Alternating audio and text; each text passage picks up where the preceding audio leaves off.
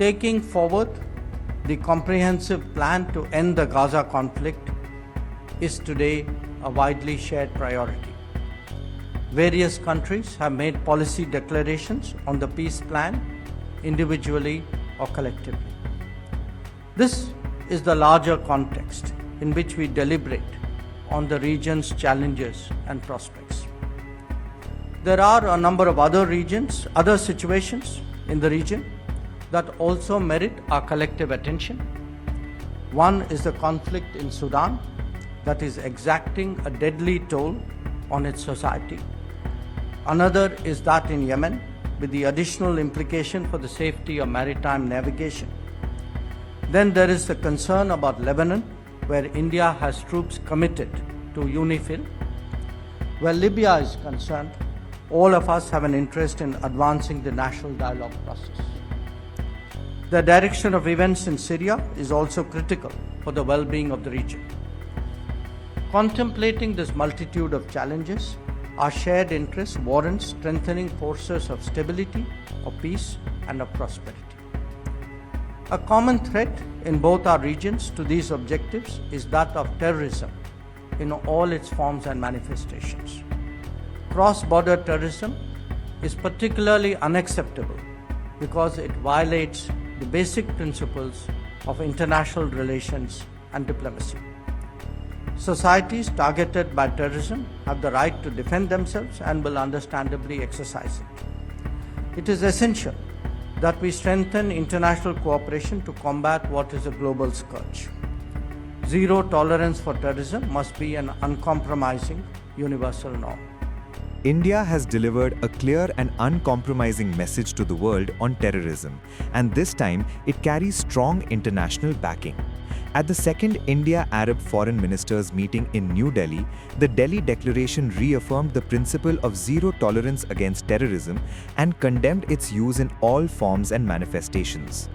The declaration strongly called out cross-border terrorism and urged all states to refrain from using terror as an instrument against other countries, underlining that terrorism remains one of the gravest threats to international peace and security. What stood out was the united stand taken by Arab foreign ministers who strongly condemned the heinous terrorist attack in Pahalgam. They expressed full and steadfast support for India and Arab states in confronting terrorism, making it clear that there can be no justification, no selective outrage, and no double standards when it comes to terror. The declaration stressed the need to dismantle terrorist infrastructure, choke terror financing networks, and strengthen international cooperation to defeat what it described as a global scourge. External Affairs Minister S Jaishankar reinforced this message with clarity and firmness.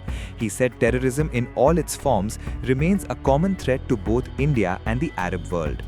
He described cross-border terrorism as particularly unacceptable because it violates the basic principles of international relations and diplomacy.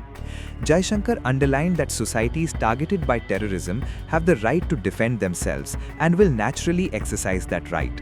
He made it clear that zero tolerance for terrorism must be an uncompromising and universal norm, not a selective or convenient one.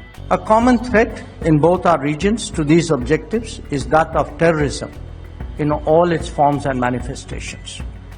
Cross-border terrorism is particularly unacceptable because it violates the basic principles of international relations and diplomacy.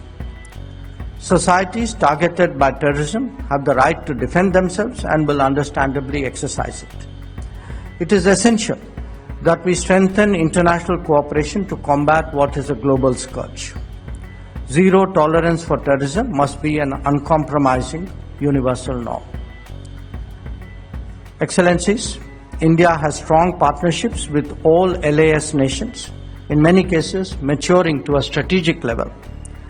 Much of that is rooted in history, where we have long exchanged goods, people, and ideas.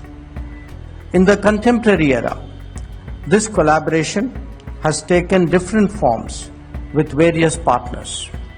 The region has some of our largest expatriate communities, key energy sources, major trade relationships, and increasingly emerging technology and connectivity initiatives.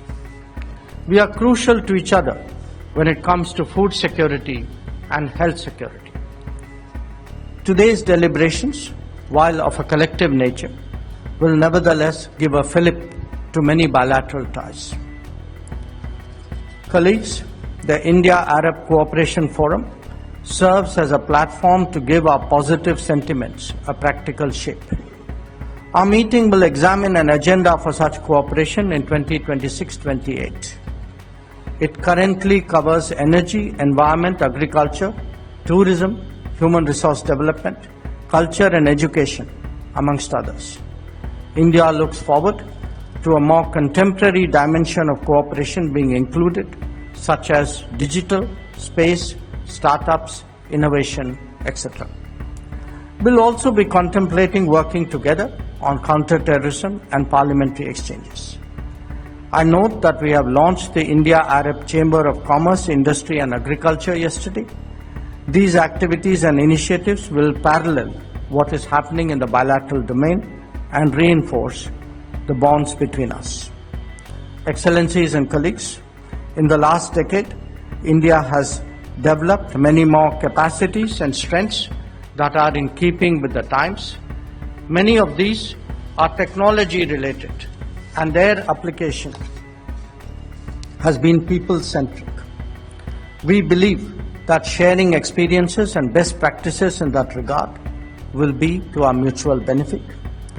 I look forward to discussing that in detail, and I am confident that our deliberations today will be really productive and outcome-oriented. The timing of this meeting is significant.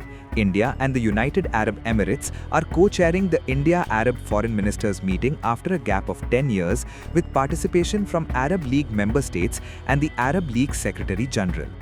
Jaishankar noted that the global order is undergoing rapid transformation driven by shifts in politics, economics, technology and demography.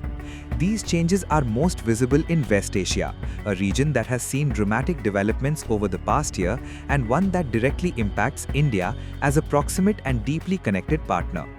From India's perspective, the Delhi Declaration is more than a diplomatic statement. It reflects growing strategic convergence between India and the Arab world on security and counter-terrorism. It strengthens India's global narrative against terror networks and their sponsors, and it sends a strong signal that the international community is increasingly unwilling to tolerate terrorism under any pretext. As India continues to push for accountability and collective action, the message from New Delhi is firm and unambiguous. Terrorism will not be normalized, justified or ignored, and India's stand against terror is gaining wider and louder global support.